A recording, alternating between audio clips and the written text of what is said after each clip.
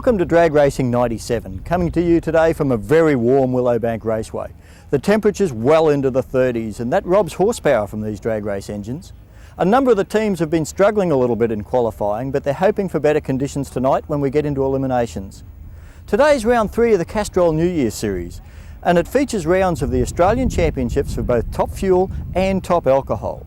We've got all of that action, along with the racing from Hi-Tech Oil's Super Comp Eliminator, and of course the Supercharged cars, the Rocket Industries Top Comp. So settle back, strap yourself in, and get ready for 1 hour of high-speed action.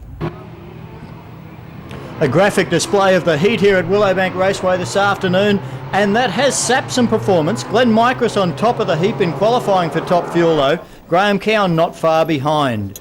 As we move into the first round of Brisbane Drive Shafts and Balancing Service Top Fuel Eliminator, joining me in commentary as usual, Nathan Prendergast, and another big crowd.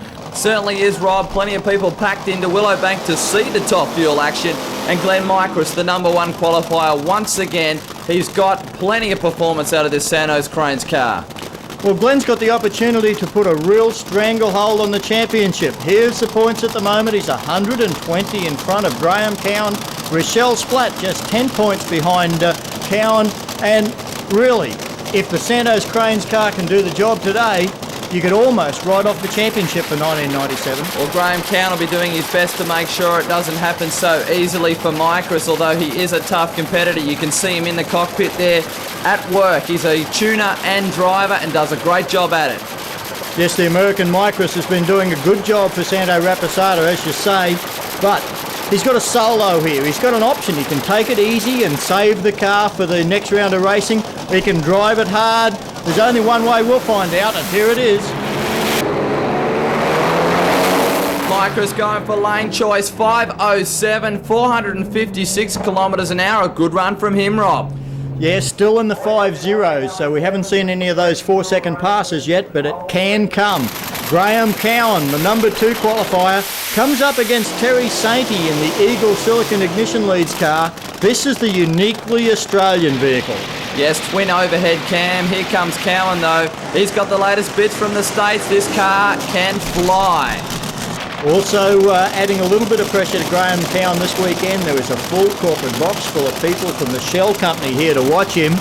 Terry Sainty is the underdog, there's no doubt about that. This 3-valve Australian-built engine is probably what we'd call the way of the future. But it is still very much a development project, isn't it? It certainly is. They're always trying different things every race, man. You can see the new magnetos on the car. They're trying to burn some of the large volumes of fuel that these cars get into them. And they've put a new set of magnetos on to try to pick up the 60-foot time and try to burn some of that fuel. Well, Graeme Cowin, we know that his Shell rocket ship will always leave the start line extremely hard. We saw him at the last meeting at Willowbank with a big wheel stand. Front wheels in the air again for Cowin, smokes the tyres, it's going to be Sainty. He picks up the win in the first round. Julie Sainty ecstatic with that, a 5.86. He's through to the semi-finals. What a way to go in top fuel. Boy, oh boy, the upset start early. Now we've got Robin Kirby in the Keating's Transport car. He's going to take on Rachelle Splatt, the fellow Victorian in the Valvoline machine. Yes, Rachelle running with the new Valvoline colours. The car looks great. Short, sharp burnout from her, and she really has come of age with this car, Rob. At first, she started driving in Australia, then moved to the States. The experience is definitely showing now after a few years in top fuel. Still just 27 years of age, but as you say, the experience starting to count. We saw her father, Ian, backing her up there. Robin Kirby can truly be considered one of the veterans of Top Fuel Eliminator now. I don't think he's missed a race meeting in about 7 or 8 years. Yes, a very consistent competitor is Kirby. A new car for him, debuted at January 11th at Calder Park and had a fairly good showing, red lighted in the first round. This is the 4th round of the Australian Top Fuel Championship, a condensed season this year. Things are pretty intense in the class. Well, it's still fairly warm here at Willowbank Raceway. It's just after 6 p.m, so the sun's still shining. Rachelle Splatt, she'll have to be very aware of what happened to Graeme Cowin. She has the more powerful car, but it's a matter whether the crew has got it right and locked it down to that racetrack. Both cars come out hard. It looks like Rachelle all the way, starting to make some ground up the top end of the track. She picks up the win. 5.26, 406 kilometres an hour. Castrol and Drag Racing 97 are giving viewers the opportunity to win not only some great Castrol supporters packs with autographed jacket, t-shirt, poster etc, but also the experience of a lifetime. A trip for two to Melbourne's Calder Park Raceway. The lucky winners will join Victor Bray's Castrol Top Door Slammer team as part of the crew. 3 days of being on the inside of Australia's biggest race meeting. Make sure you enter our Castrol competition line. You can be joining my Top Door Slammer team at Calder Park in Melbourne for the Australian Drag Racing Nationals. We'd love to have you. Stay with us, folks. After the break, it's Top Alcohol Eliminator.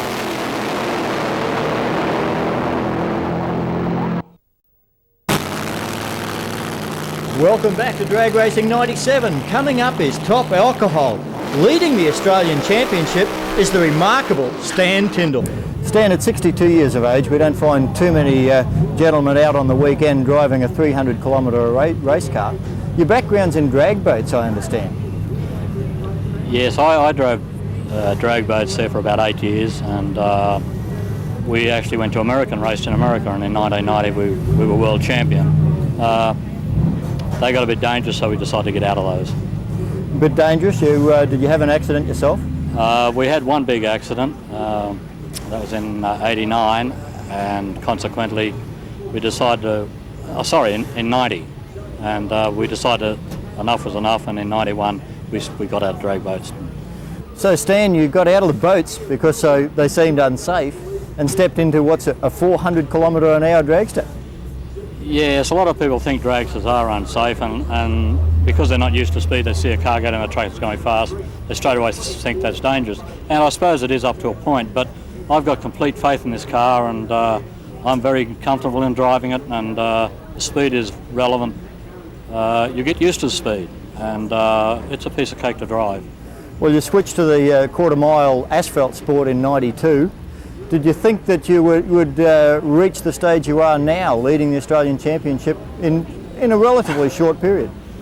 No, I didn't expect to. We mainly race on a race-to-race basis, and we come out here to do the best we can at each race, and if it works, it works, and if it doesn't, it doesn't. And sure, it'd be nice to be the champion for the year, but that's not our real aim, I guess. Our aim is to come and enjoy ourselves and have fun, and we seem to be doing that.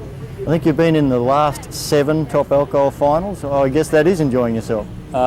Yes, it's when you look back on it, that's quite surprising to be in 7 finals, and I think we've won 5 of them.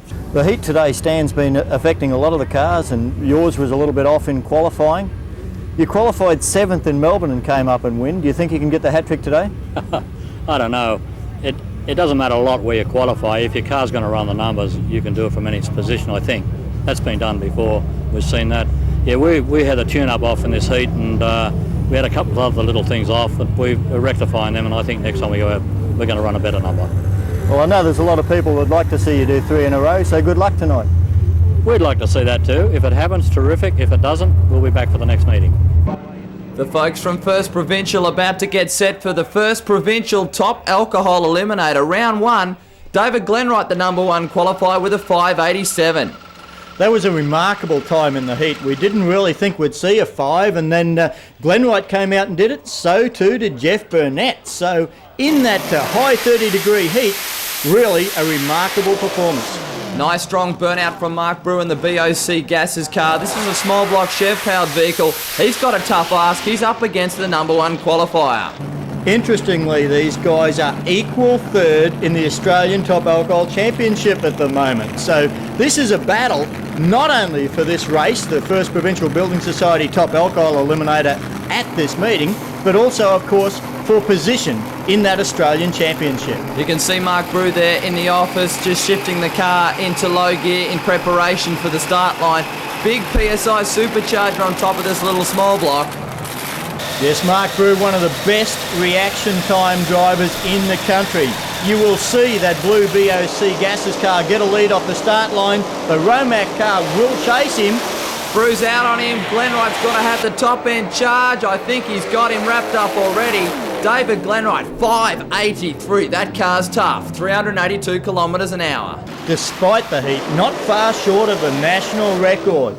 Now we've got the car down from Mackay, Paul Shackleton, taking on the top alcohol rookie, Wayne Jones, in another small block Chevrolet powered car, but this one a little bit unique. Yes, very original car, runs a two-speed power glide automatic transmission, and the guys have slotted into top alcohol to see if they can mess the guys up a little bit. Very tough car though, Rob, ran 590 at the last meeting. Yes, certainly one of the hardest running competition eliminator cars in the country. Now he's taking this quantum leap to top alcohol. We'll see how he goes. The guy he's up against, Paul Shackleton, one of the nice guys of Australian drag racing in the Mars Industrial Centre car from Mackay. This is only his second meeting in top alcohol, so really, I guess, a race of the rookies. Certainly is the case, Rob. Not only does Jones's car run a two-speed power glide, but it has an iron engine. Let's see how he goes. Shackleton with some problems off the start line. He's thrown his chances. This is going to be Jones. Wayne Jones all the way with a 6.05, 358 kilometres an hour, and his first ever top alcohol round win. Stephen Reid about to come forward now. Nice strong burnout from both competitors, as a matter of fact. He's up against the West Australian Alan Dobson. Well, great to see Alan Dobson back behind the wheel of the Castrol funny car. And, of course, he's driving for Victor Bray, part of the Castrol Super Team. Dobbo slotted in beside Stephen Reid in the Newline funny car. Semi-final appearance at the last round, but a non-qualifier at the first round of the Top Alcohol Championship.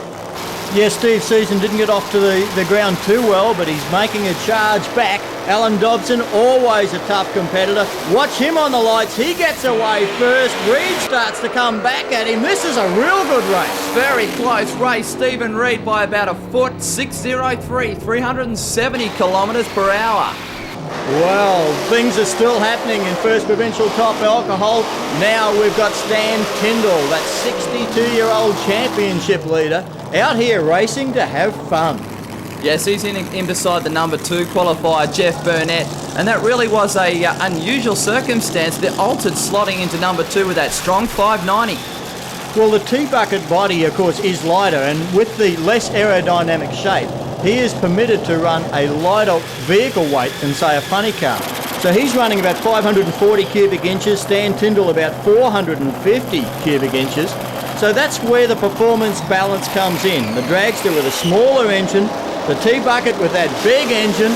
Once again, good close racing in top alcohol. Oh, this looks tough. Side by side, Burner's got the edge. He gets there. 6.02, 370 kilometres an hour for the first round of top alcohol. The pit area's packed, the grandstands are packed, and so's the show. Stay with us.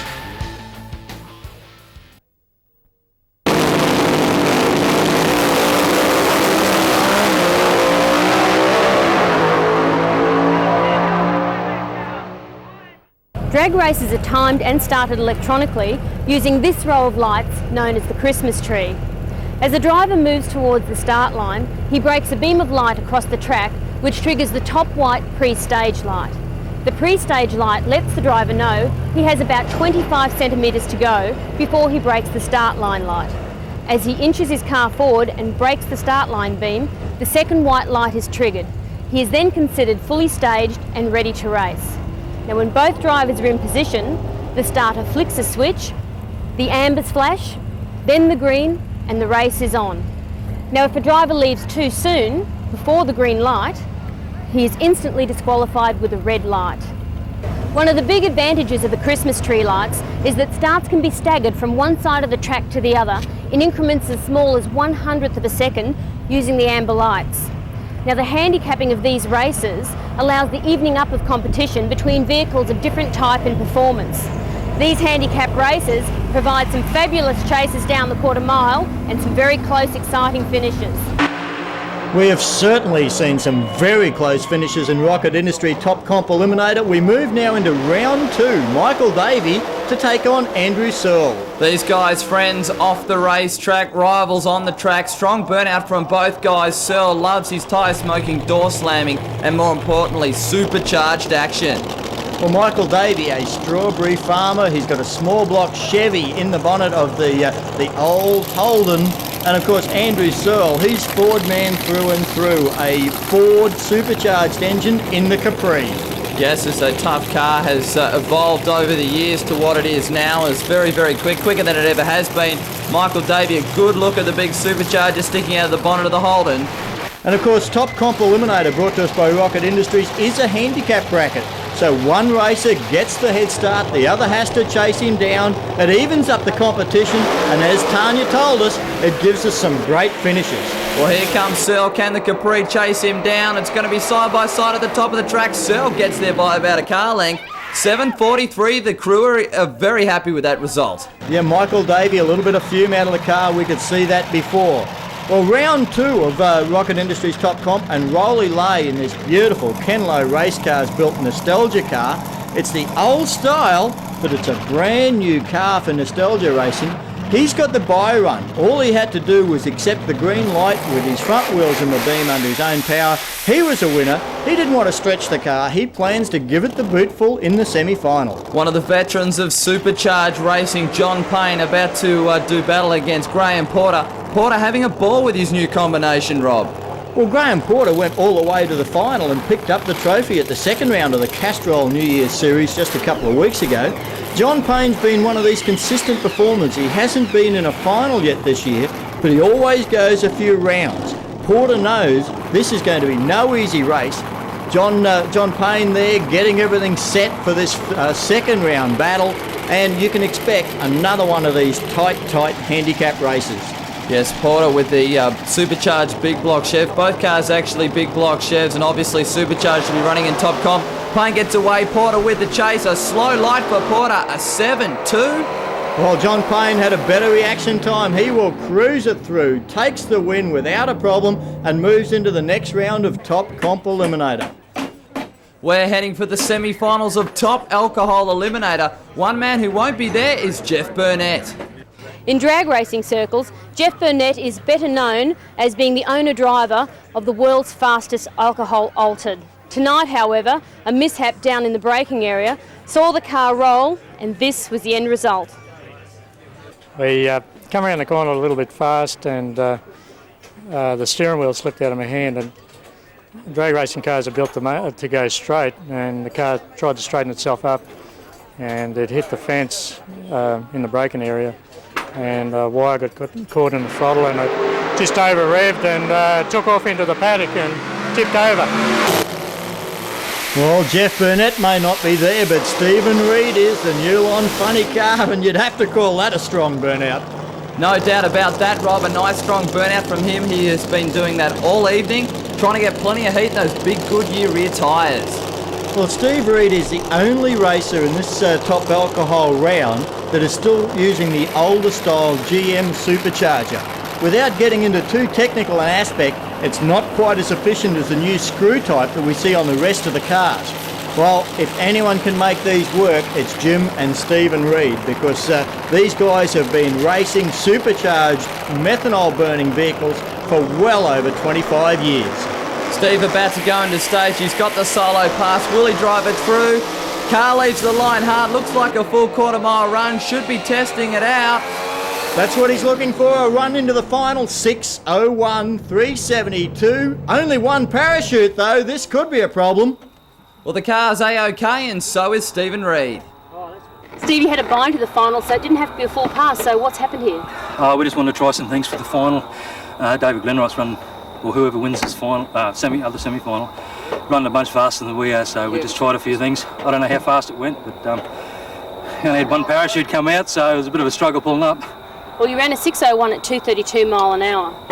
Okay, we're stuck in the 6.0s, but okay, we'll try something else for the final.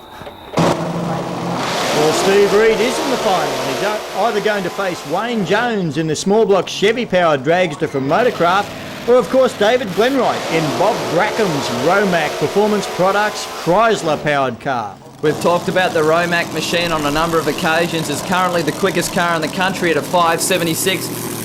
The Jones is the best of around a 5.90. It's going to take a big hole shot or problems for Glenwright for Wayne Jones to be able to get around him.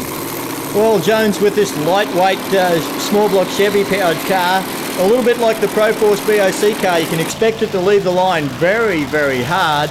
But Glenwright in this Romac car, a big top end speed. So this is going to be one of those deals where they chase down. You saw there the Powerglide automatic transmission, Bob Grant Automatics putting together virtually the quickest automatic transmission in the world. Yes, the car very, very quick, especially considering it's an iron block. Away they go, big hole shot for Jones. That's what we're talking about. Glenwright is loose. He comes back at him. Wayne Jones has got it though. 6:01, 357 kilometres an hour. Taking a look at it on the replay, you can see that Glenwright in trouble early. A great drive from him just to keep the car in his lane. Now the top end charge of the Romac car comes into effect, but not enough over the top end. Wayne, a newcomer to Top Alcohol and straight into your first final. Yeah, it was a bit of a surprise for about 20,000 people, I think, and me. No, it's pretty wrapped up right now. No, it's good. It's not bad for a little small block either. But the iron motor, automatic, all the boys up there will be happy, I'd say.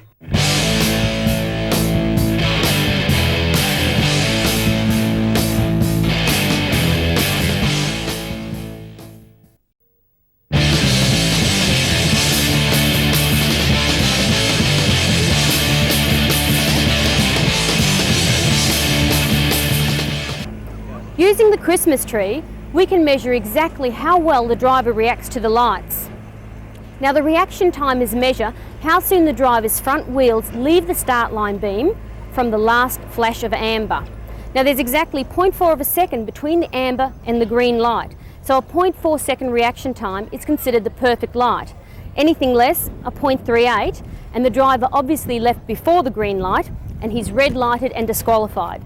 So on the other side of the coin, a 0.6 reaction time means the driver could have put his foot to the pedal a full 0.2 of a second sooner. And if his opponents cut a 0.5 light, well, he's given away a 1/10 advantage before he's even left the start line. Drivers consider reaction time so vital that you'll often see them in the pit area practicing on miniature versions of the Christmas tree. Now keep in mind, it's not the green light that starts the quarter mile timers. It's the driver's front wheels leaving the start line beam. So in essence, each driver is responsible for activating his own timers. And that's how you manage to get a clear winner between two vehicles that are running identical elapsed times. The driver that reacts to the lights quickest will get away first and cross the finish line in the same order. Well, the only time you don't have to worry about reaction time is when you've got a bye run, and that's what will be happening for Terry Sainty in this semi-final of Brisbane Drive Shaft's Top Fuel Eliminator. Yes, the guys have taken the car back to the pits, tightened up the clutch, and that's about all. They've left the same engine, everything the way it was from the first round. Terry's going to put it into stage and idle it down the racetrack. Well, this is probably good planning. They've got their good engine sitting there ready to go into the car for the final. They'll have plenty of work to do off the track, but you've got to say, Terry's taking it pretty easy on the strip. Plenty of nerves, I'm sure, for Terry Sainty. We'll see him back for the final at Top Fuel.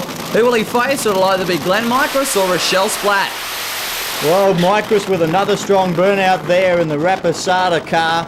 Sergio Rapisada, of course, retired as reigning Australian Top Fuel champion back in the 80s. Now he wants to regain that title as a team owner. He's put Glen Mikres from the United States in the car.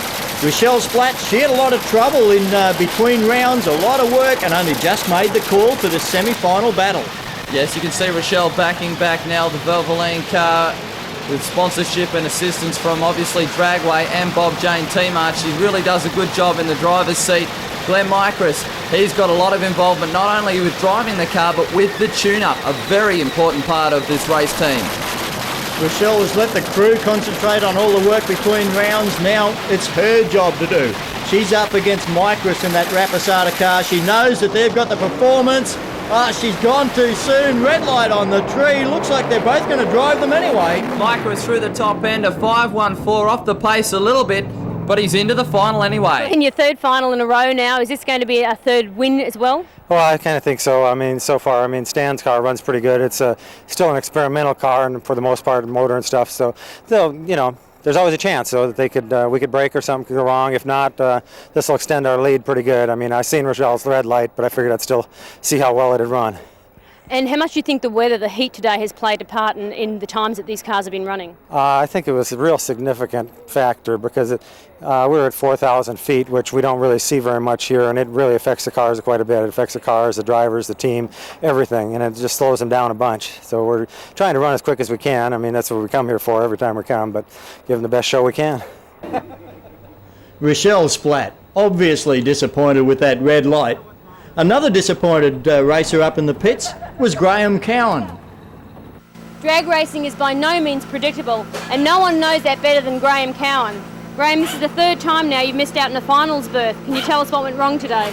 Yeah, that's right, Tanya, but you've got to take the luck as it comes, and unfortunately it seems like bad luck's on our side, but what happened out there today is we hiked the front end, and as you know, we did that here last time and backed off, but I told the boys I'm not going to back off no matter what, so what happened, we hiked the front end, and when the front end came down, it spun the tyres, unloaded the rear of the chassis, so that's the way it goes, I guess. Well, we certainly know you're not a quitter, so we're expecting to see a good showing from you at the next round. Yeah, well, the car's making plenty of power. I'm sure that we'll come around. Well, a graphic demonstration of the frustrations that can happen in drag racing. Graeme Cowin came out later on that night just for a demonstration run. Have a look at this. Well, come around is what he did. 5:02 should have been number one qualifier. Well, sometimes in drag racing we get the opportunity to do something just a little bit different. That's what happened for this event when Auto One Parts and Accessories, in conjunction with radio station Triple M, ran a contest for one of their listeners to actually get in the passenger seat of Michael King's top door slammer hearse for a 300 km/h charge down Willowbank Raceway. Nathan, you and I have both driven a lot of cars, but I'm not sure about being strapped in without the steering wheel in my hands. No, I know it's fine to be in the driver's seat, but when you're doing 300 kilometres an hour and you've got no pedals, especially a brake pedal, to stop this thing and have any control at all. The other thing that would make me a little bit nervous is that Michael King runs quite an unusual car, and that if you have a look in the back there, he actually has a dummy coffin. This thing is portrayed as a hearse show car. That's what it was intended to do. The presentation is beautiful. It's won many, many awards in the show circuit, but it is one of Australia's fastest top door slammers, running for Auto One Parts and Accessories. And what can you say? This guy is in for the ride of his life. Oh, he certainly is. It's a beautiful car, a strong burnout. We're about to go on the run with Michael King. The Auto One car leaves hard. This is a good pass from King. Charging up to around 300 kilometres an hour, pulls the parachute just a little bit early, probably allowing for that extra weight in the car that he's going to have to pull up. But that's something that I would suggest that this competition winner is going to be talking about for a long, long time to come. Glenn Hasty from Charlotte Park picking himself up a ride of a lifetime there. Michael King about to bring the Commodore hearse to a stop. Okay, do you enjoy that? Alright, let's go again. You want to go again? He wants to go again. No, once in a day. Still catching me breath. Still to come on Drag Racing 97, Top Fuel Eliminator.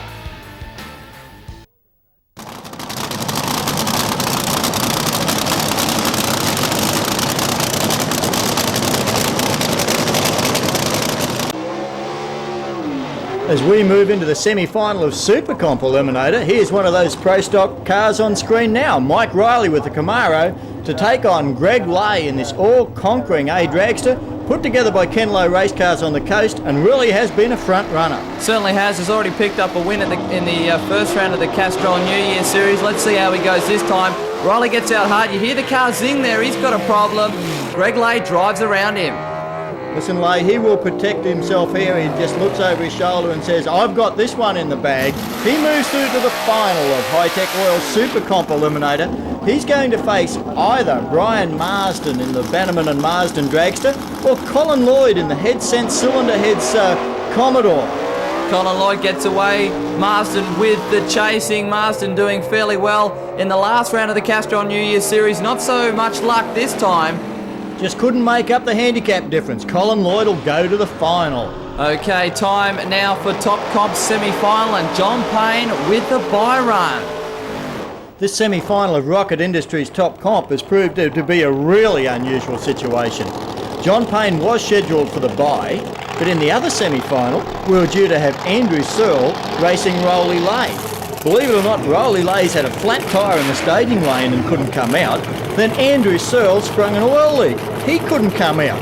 So neither of the other two semi-finalists are going to do a run. John Payne's got a bye run here in the semi-final. Guess what? He'll go to the final where he will get another bye run to pick up the trophy. John Payne, an experienced racer, will drive it through anyway to put on a bit of a show and also test the car out. Yeah, well, John is the most experienced driver in the Wild Bunch, top door slammer, and even top comp style racing, an 827, 271. He's into the final. Now we see the first of our finals from all of the support categories. Junior Dragster. These things for kids 8 to 16 years old, powered by 5 horsepower Motomar engines. Jodana pulling on this side of the track. She red lights early, and Renee, she's going to get her first ever win, and a very, very happy girl. Yes, Renee Everett will cruise it through for the win. Jodana had the quicker car, but a red light, 15:29 at 61 kilometres an hour. We move now into the final of Superformance Super Street Eliminator. It's series leader Ricky Steffens in the Tirana up against Paul Kilmeister in the Holden. More handicap racing. Yes, both cars about to head into stage. Let's see who gets away first. Kilmeister, now Steffens with the chase. Steffens always with a good reaction time. He's out hard chasing. Here comes the Tirana. Kilmeister is trying to stay in front, but rack up some more points for Ricky Steffens in Superformance Super Street. Modified bike final now, and it's Wendy Parsons in beside Steve Gray.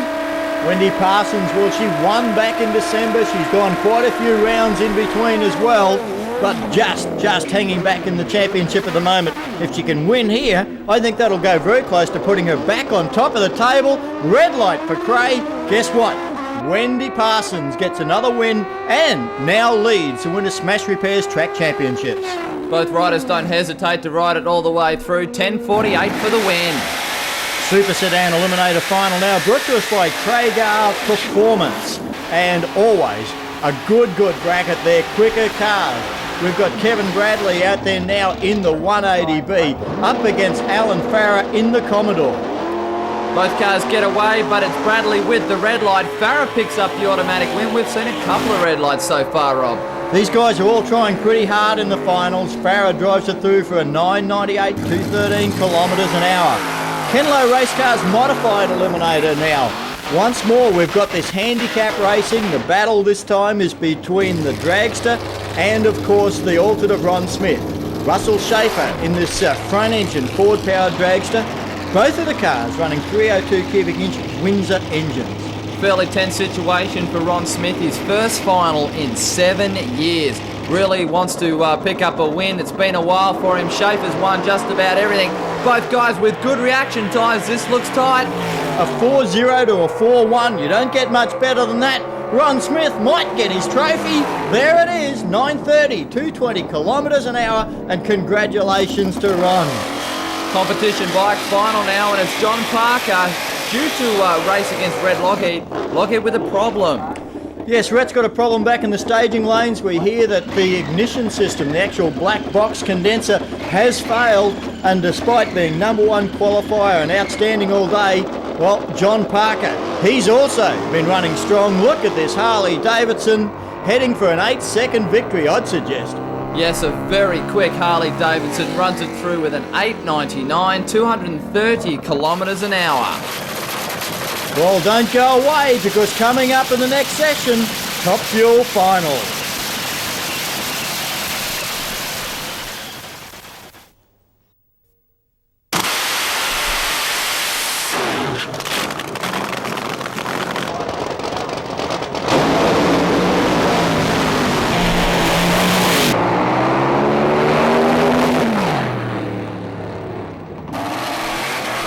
Into the very serious part of the business now with High-Tech Oil's Super Comp Eliminator. It's the final.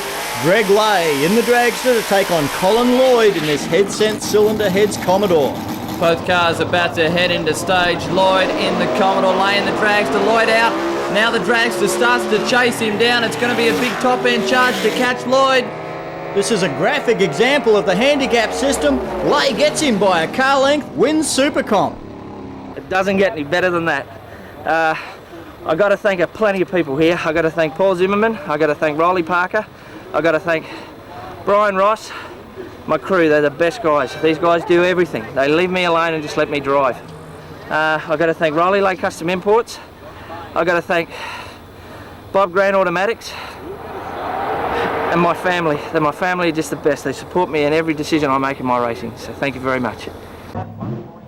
Congratulations to Greg Lay there. Now we move into the final of Rocket Industries Top Comp Eliminator. No guessing who's going to win this one. Yes, John Payne, a very fortunate customer with another buy run. Although it is good that he's made it this far. The other competitors with some problems, they couldn't make the semi-finals. John Payne, it's just his reliability that's got him this far. Well, John could have just idled the car through, but he's going to drive it hard anyway by the look of it. All the way to about 1,000 foot, 824 for the win. John, winner of the Rocket Industries Super Comp Eliminator, and your first win, I believe.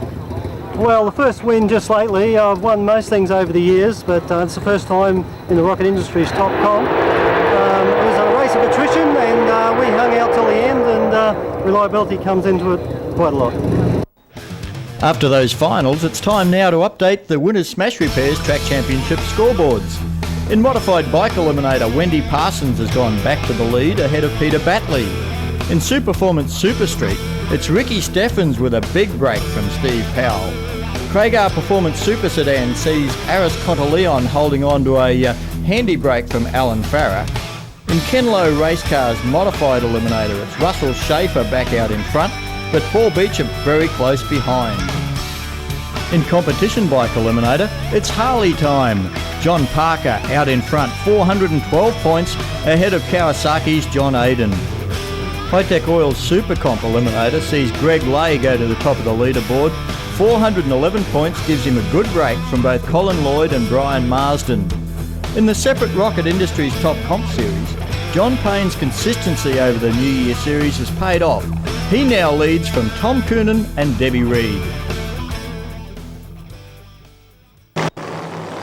Final of First Provincial Building Society Top Alcohol Eliminator, and this will be a very significant final either way. Stephen Reed on screen didn't qualify at the first round of the Australian Championship.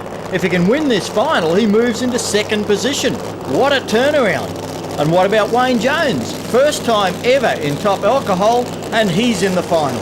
It's a great performance from the Jones camp, likewise from the Jim and Stephen Reed Newline funny car. Another big burnout from him. He's been doing them all night. Perhaps he's decided that he needs to get a little bit more heat in the tyre. You can see Steve there inside the funny car body.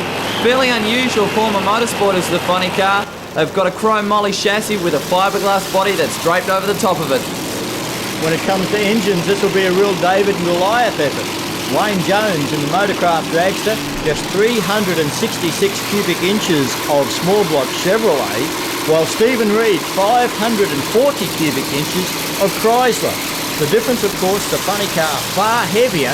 It takes a lot more power to move that car from a stationary position. The Dragster, you can expect to get out by probably a car length. Then Stephen Reed with his funny car will see that top end charge come into play. Steve's father Jim just down in front guiding him forward.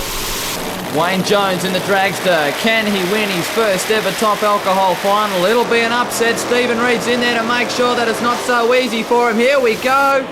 And have a look at that, the Dragster in front. Now comes the funny car right at him. 19 thousandths of a second the advantage to Wayne Jones in the Dragster. Let's have a look at it on the replay. A whole shot for Jones. He got out on him. The funny car with the speed. Stephen Reed comes on strong at the top end of the track. The Dragster just in front. Look at this on the line. Wayne Jones. Wayne, your first win in the first provincial Top Alcohol Eliminator, and you've done it on a whole shot, a 600 to a 602. 602 was us. Okay, I was hoping for the 5, but we'll take it, I suppose. I bet you they don't like that one, but not bad for a little old Chev. Wayne Jones wins the race, but Stephen Reed moves up to equal third in the championship. Stan Tindal still leads despite a first round lose. Time now for the final of Top Fuel Eliminator. Terry Sainty with the family there. Julie zipping up the fire suit. Mother Marg in the background there making sure everything's going to plan. He's up against Glen Mikres though, a tough opposition. This certainly is going to be a real drag-em-out fight for the final of Brisbane Drive Shaft and Balancing Service Top Fuel Eliminator.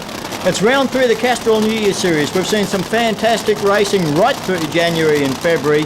Glen Mikres, championship leader, number 1 qualifier, has to be the favourite in Santo Rapasada's Santos Cranes car, but Terry Sainty.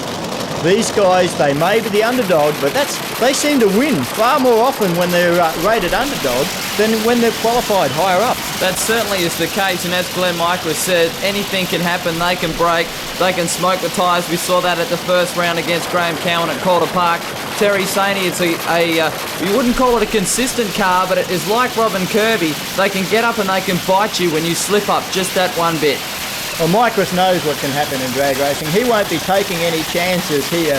Terry Sainty, well, knows that the car beside him can possibly run a 4-second pass. He needs to get the advantage off the start line. He needs to try and make Mikres chase. That's what he's done. Mikres with him now, but Sainty a good drive. Now the power of Glen Mikres takes him to the win. 5:02, 447 kilometres an hour. Sainty did a good job on the line. Certainly did. Had the whole shot, was with him to just short of half track, but as you call it, Rob, then the speed of Mikres come into play.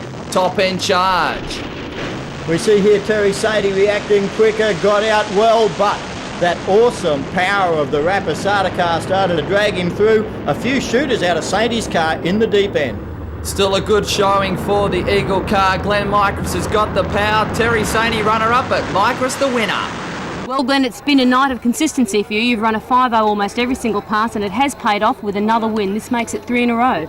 Well, that's what we came to do, and I guess we've done that so far. And I mean, we did struggle all day. It was kind of a bad day for us, I guess. I mean, we thought we'd run a little better up here this weekend and didn't. And conditions of the air seemed to get us, and we couldn't catch it. Or maybe we got a little closer tonight. So it was a good win, and the whole team did very well. And High-Tech Oils and all our sponsors, Santos Crane, I mean, we couldn't have done it without all of them, especially Santos. He's our guy. A very, very dominant performance by Glen Mikres and Santo Rapasada right throughout the season so far gives them a virtual stranglehold in the Australian Top Fuel Championship. Rachelle Splatt and Graeme Cowin will be fighting out second position. Well, it's been an absolutely wonderful Castrol New Year Series right throughout January and February at Willowbank Raceway. Don't forget the Castrol competition line. This is your last chance. You could be going to Calder Park Raceway in Melbourne for the Nationals with Victor Bray. Plenty of celebrations down in the deep end for the victors. And of course, we look forward to having your company again on Drag Racing 97.